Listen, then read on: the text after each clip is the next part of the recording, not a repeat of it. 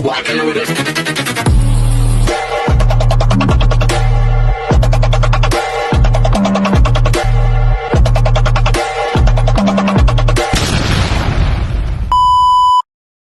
Hi everyone! Good evening! I'm back! It's your Mama Sam dito sa Sam TV. Kamusta naman po kayo mga amigo, amiga, kumare at kumpare? Sana lahat kayo ay okay at safe ngayong araw ng Tuesday. Syempre kung ako naman ang tatanungin ninyo, nakikita naman ninyo ang beauty ng Mama Sam ninyo. Sobrang fresh overload pa rin. Ang ganda natin, di ba? Ganyan talaga kapag masaya ka sa ginagawa mo, sa trabaho mo. Ayun talaga yung importante, yung masaya ka sa ginagawa mo para kahit pagod ka, laban lang, di ba? So yon, ganun talaga. So wala namang ibang kundi kailangan masaya ka. Kahit maliit lang yung sweldo mo, dapat masaya ka sa ginagawa mo para nagagawa mo siya ng tama, mas napag-aaralan mo, mas na ipapakita mo yung galing mo. Ganon. So, yan. Pero syempre bago ang lahat, gusto ko munang batiin yung mga kaibigan natin na laging nakatutok dito sa Samsam TV, lalo-lalo na yung mga nasa parting Americas na talaga namang nanonood sa atin, especially yung mga nasa USA and Canada. Talagang grabe yung support nila dito sa Samsam TV at hindi lang yan. Syempre yung mga kaibigan natin na nasa parting Europe, ayan, Europe, at saka syempre yung nasa Africa, isama na natin syempre yung mga kaibigan natin na nasa Middle East talaga, grabe, talagang sila talaga yung taga-subaybay dito, araw-araw, lagi-lagi, maraming salamat.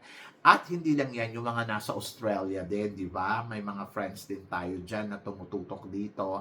At saka, especially syempre, yung nasa Pilipinas. Ayan! Yung mga kaibigan natin sa Pilipinas na laging nanonood sa atin. Maraming salamat sa inyong lahat.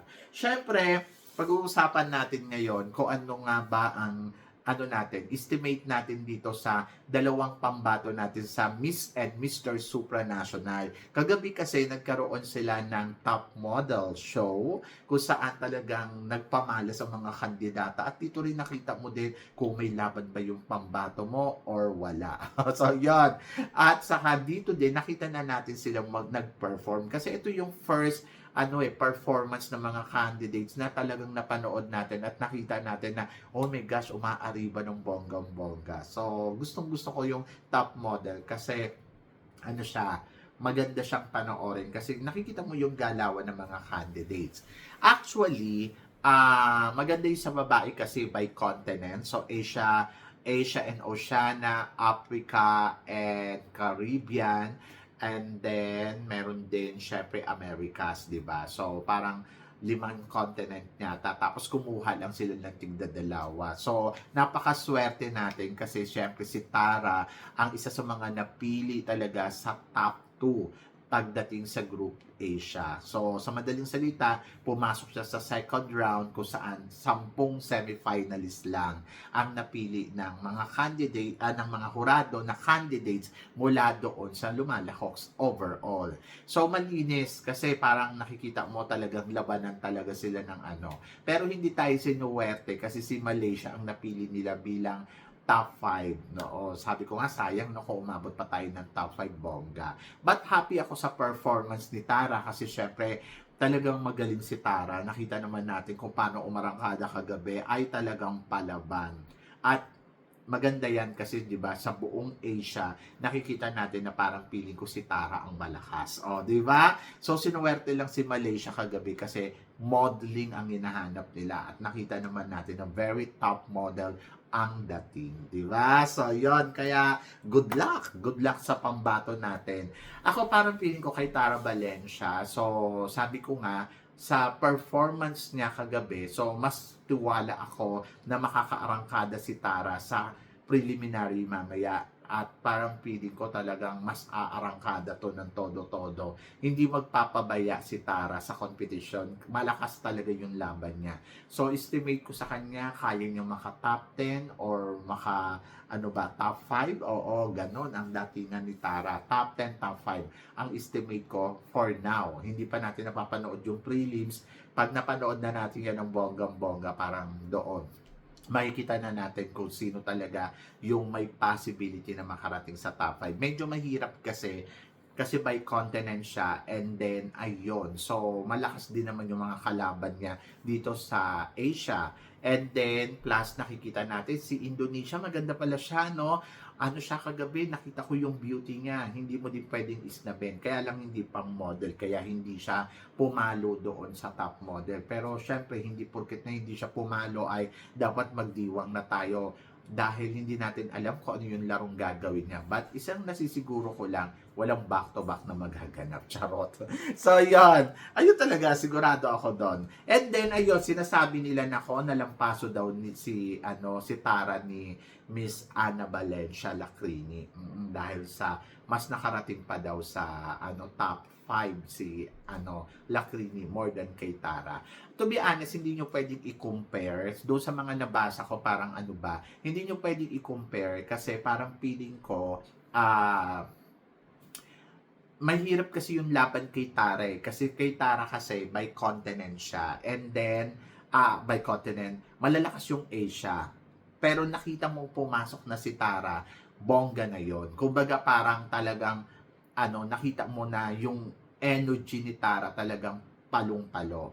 And then, pagdating naman kay Ana Lacrini, swerte kasi sa Ana Lacrini, kasi sa Europe, Diyos ko naman, ano pa bang ina-expect ninyo? Gandang binibini to. Di ba? So, mas bihasa to kung paano magpasarela. Alam niya, sa haba ni Lacrini, talagang mapapansin mo siya, plus yung height.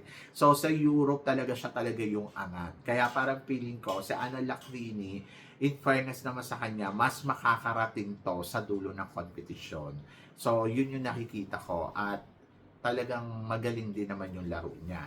But tignan natin mamaya sa prelims kung ano nga bang ibibigay ni Ana Lacrini. Pero guys, huwag niyong sabihin na nako, nalampaso ni Ana Lacrini si Tara Valencia. Iba yung laban ni Tara Valencia kasi sa Asia siya.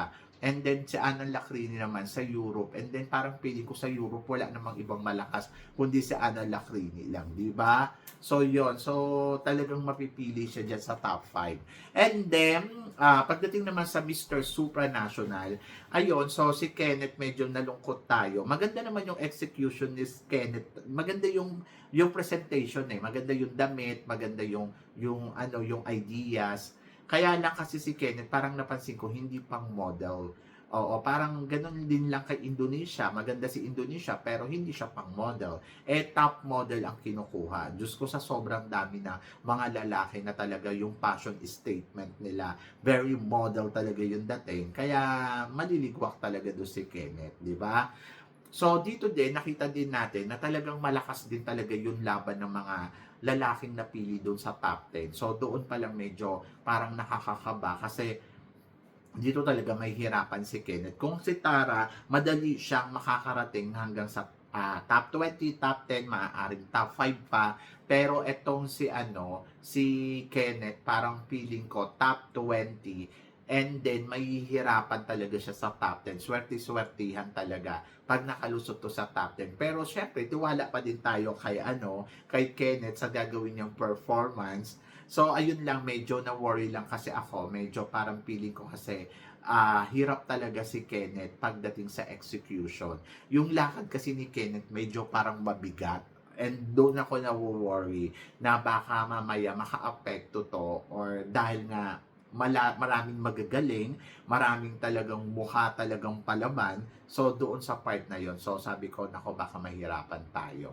But, syempre, wish all the best pa rin para kay Kenneth. And then, ayun, tiwala lang talaga. So, paano ba natin matutulungan si Kenneth? Bumoto tayo para ma-sure natin siya sa spot ng top 12. So, yun, boto tayo doon sa, tawag dito, sa Supra Boat, sa Supra Boat. So mag-download kayo ng Supranational app sa inyong phone, and then ayun, hanapin lang ninyo yung Supra Boat doon, makikita naman kagad ninyo eh. And then pag na-download na ninyo at nakita na ninyo, ayun, so pwede kayong bumoto. Hanapin nyo si Kenneth Philippines, so iboto ninyo, isama nyo na rin si Tara, di ba?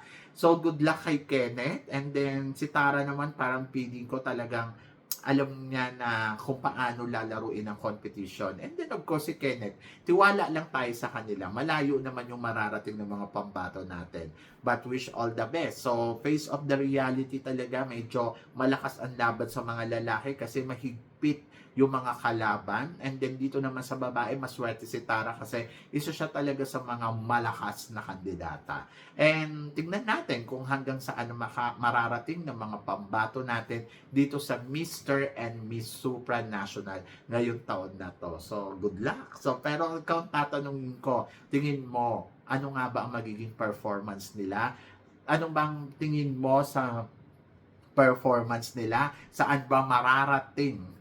Saan ba makakarating yung performance nila sa mga nakikita mo? Lalo na kagabi dito sa Supra Model of the Year, di ba? So, tingin mo ba, si Kenneth ba, kaya niya bang maka-top 5? And then si Tara Valencia, kaya bang umabot sa top 5? So, kung ano ang tingin mo sa mga performance na pinapakita nila, please comment below para at least malaman ko naman kung ano naman ang chika mo dito sa mga tinatalakay natin. So, syempre, support lang tayo sa ating pambato. Samahan natin ng dasal, samahan natin ng suporta. So, yan. Ganon talaga. So, Laban Philippines, tiwala lang tayo. So, yon. So, kayo guys, ano ba tingin ninyo? Comment lang. So, yon. Sa mga hindi pa nakaka-subscribe dito sa Samsam TV, baka naman pwedeng maglambing sa inyo, subscribe na. And then, i-click nyo na rin yung notification bell to more updated, syempre, sa aking mga chika. Sabi ng ganon, always keep smiling and laban lang. So, guys, hanggang dito na lang. Hanggang sa muli nating chikahan. See you tomorrow. Thank you, guys. Thank you.